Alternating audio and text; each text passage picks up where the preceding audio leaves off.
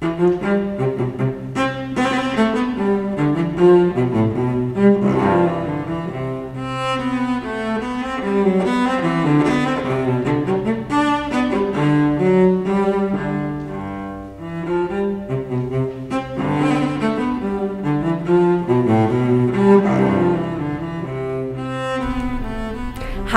welcome to Peiwen's Note. Today I'm in New York City and I'm very, very happy to introduce you the world famous jazz singer Jane Monheit. Hi Jane, Hi. Welcome to my How show. It's been a year, last year I hear you amazing concert in Taipei. I'll tell you, what did you sing in the concert a year ago? In Taiwan?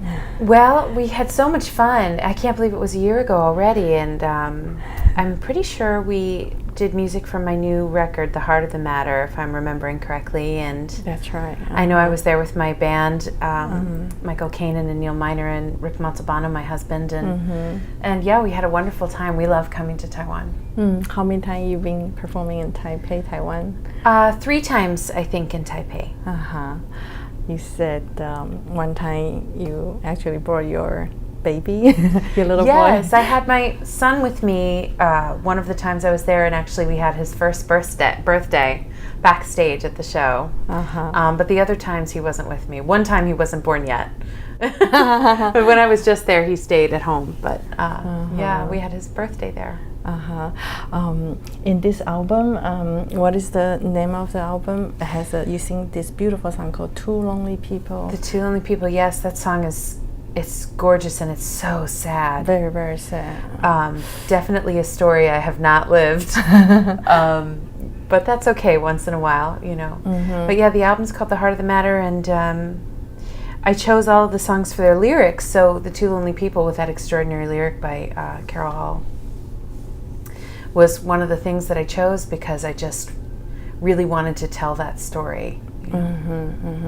And also, you also drawn to children's song, right? Oh yeah, since the beginning. Since I started recording, I've always loved doing children's songs like Never Never Land, Pure Imagination, and now on this album I have Sing, which is a song from Sesame Street, you know, which is a really famous kids show here in the States. I don't know if they have it in Taiwan, but I know they show it all over the world. And it's a song from when I was a little kid, sung by the Carpenters, sung by Lena Horne, sung by the Muppets, sung by all kinds of cool people, and I've always wanted to cover it and do a Brazilian version, so it was fun to do.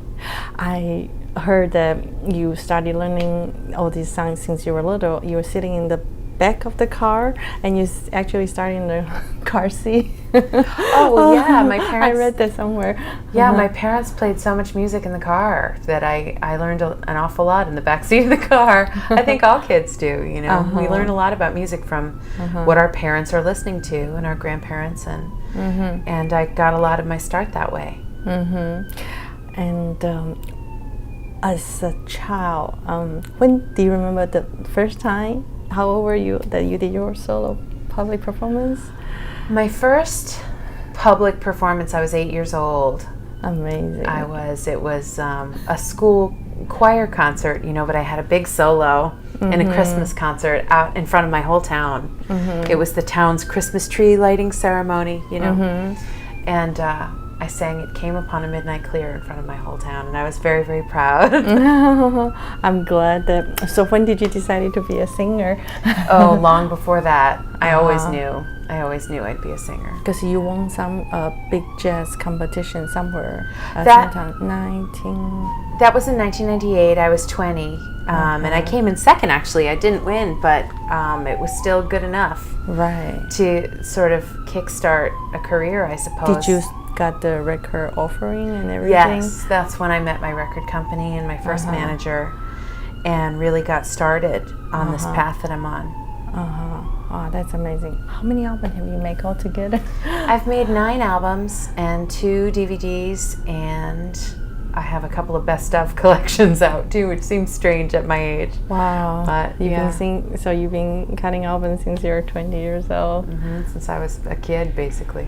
And that's twice as much as the normal people. what is it like to perform with your husband? Rick is a drummist, and how long have you and him performed together on stage? We've played together for about 16 years and been married for 12 of them. And yeah, you met at school. We met at college at Manhattan School of Music, and we really love playing together. We have a really great vibe together as musicians, not just as husband and wife. It works for us to play together. We don't play together because we're married. We play together because it's right for us, you know. Because the similar musical style. Yes. Yeah. Musically compatible. Yes. What you call. Yeah. But it's nice to get to travel together. We take our son all over the place, and you know, I see so many artists that I know having to leave their families behind all the time on the road, and I'm very grateful that I don't have to do that, you know. And I know that he's a very bright little boy. Yeah. So I guess he's quick learner. Yes, very. And do you sing him before he goes to sleep? I used to. I used to sing to him at night all the time, but now I don't anymore because he doesn't like it. What a lucky boy. I mean, this is $1 million voice of Mom. He likes it better when I read stories, though. He likes stories more than songs. Do you have who's your musical icon growing up? Oh, my biggest hero, I'd have to say, is Ella Fitzgerald. She is just, you know, the queen of my world, and I still learn from her every time I listen to her records. But there are so many people on that list. Sarah Vaughan, Judy Garland, Joe Williams, Sammy Davis Jr., Keely Smith, Carmen McRae. I mean, the list goes on of singers that have influenced me, you know. And people outside of jazz, too. Bonnie Raitt and Joni Mitchell and all kinds of cool people. A lot of different types of singers. But one thing I noticed when you sing, because I'm a classical musician, you never sing out of tune. I mean, even including the most difficult octave that you could sing so in tune. What's the secret? How come you have such a brilliant technique? I don't know. I guess I just have good ears, I guess. You must have perfect pitch. I do have perfect pitch. Right. And so does my husband. I think my son does too. Would you like him to become a singer, you think? He sings all day. He never stops singing, so you never know. He might become a singer. I don't know, but he sings all day long. He has a good voice. Yes, he has a lovely voice.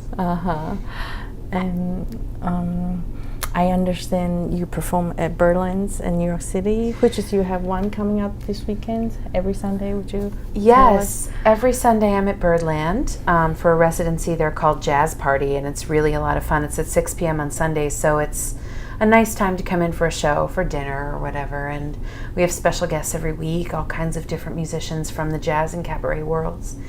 And it's been really a lot of fun so far. And I'm really proud to have a residency at a club like Birdland, which is incredibly famous. And especially you're such a young age. You must be the youngest. I suppose I do feel kind of young for a residency. I mean, I'm 36. I'm not that young, but I'm very proud to be doing this. And I'll also be there actually this Friday night for the Django Reinhardt Festival. But that's just a one night only thing. Friday, I'll try to go. What is it like to travel all the time, because you have a very successful career, but now you're also a mom? How do you balance it out in between? Well, I think it's on the easier side for me because I get to travel with my family. So my son comes with me everywhere, and we homeschool, so we can make that work. Which is really a lot of fun. You know, it's hard. It takes a lot of time, but it's fun. But it's, you know, I really just try and make sure that when I'm home, I'm focused on my family, and when I'm at work, I'm focused on work. And I just sort of really split it up that way. But I have a wonderful babysitter that travels with me, so you know, I know my son is always in good hands whenever I'm on stage, and my husband is there too, so we've made it work. It's easy with one child. I think with more than one it might get difficult, but with one we're able to make it work. Do you Are you the easy type to fall asleep on the airplane? Oh, yeah. Wondering. Oh, you do? I can't get on a plane without falling asleep. It's ridiculous. Oh, that's great. How much so sleep? Then when it comes to jet lag, do you have to deal with jet lag? I have a pretty easy time with it. I think I'm just used to it too by now. Oh, that's wonderful. Yeah, it's not so hard for me, so that's good. So Jane, you tour around the world all the time, and is there any funny story you could share with us? Well, there are a lot of funny stories. You know, it always seems like something ridiculous happens when we're singing Somewhere Over the Rainbow. Whenever we're playing that song, something funny happens. We always hear people in the audience making terrible sounds, sneezing and coughing, and it's horrible. And then I have to try to not laugh, which is hard to do. And I'm singing a song that's supposed to make everyone cry, and I'm trying to not make everyone laugh. And one time in Germany, the entire audience laughed at someone who sneezed very loudly. And the whole band started laughing, and I started laughing. It was terrible for 5 minutes, like 800 people laughing. But I feel terrible for the person who sneezed, but it happens. What can you do? Oh my God. And I understand you're voice major a student, and now you're professional. We like to know, how do you take care of your voice? Well, mostly by getting plenty of rest and staying hydrated. And I don't abuse it in any way. I don't scream or yell or do anything to my body that would be bad for my voice, like smoking or anything like that. Because this is your instrument. Yeah, right? Yeah. I mean, you have to protect all of your health to be able to protect your voice. So, yeah, it's mostly just that, just being mindful of what's good for your body, and then not abusing the instrument by making sounds that are damaging. Mm-hmm. Do you like I read about Jesse Norman, that she doesn't talk for 3 days before the concert. I can't imagine doing that. That would be very hard for me. But I do go on vocal rest if I need to. If I'm losing my voice. Once I didn't talk for a week, a whole week. Oh. So that was hard. You communicate by writing? I did. I wrote everything. Yeah. It was very, very hard. For example, if you feel like you're about to get sore throat, that you just I rest it.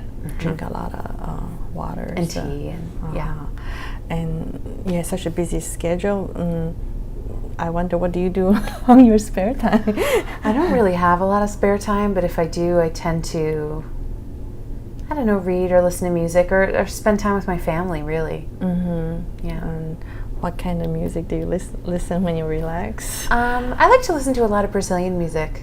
I do. That's my favorite music to listen to at home. Is Brazilian. Do you speak Portuguese? I don't. I sing in Portuguese, but I don't speak the language. But it's such a beautiful language. Very musical. Yes, it's gorgeous, and I intend to learn. I just have to find the time. And is any advice you have for the people out there who would like to become a young jazz musician? Well, certainly for singers, learn your craft and be as good of a musician as the instrumentalists are. That's important. You need to be on the same level as them. And just be ready. Be ready for the chances that come your way. Because this business is such a funny thing. You never know when you're going to get your big break and have a major moment to grab your dream and make it happen. So you have to be prepared at all times for that to come. What's your secret of success? I don't know. You're so young. I think I've just been in the right place at the right time. And I've been lucky enough to know wonderful people that have guided me along the way. Your parents, any of them are musicians? My whole family is musical, yeah. But I'm the only professional musician. They all play instruments and sing, but all have other careers. Wow, that is great. And thank you so much for your precious time. And everybody, try to go to Berlin. I'm in New York City now, and hope to see Jane again in Taiwan soon. Thank you so much. Thank you.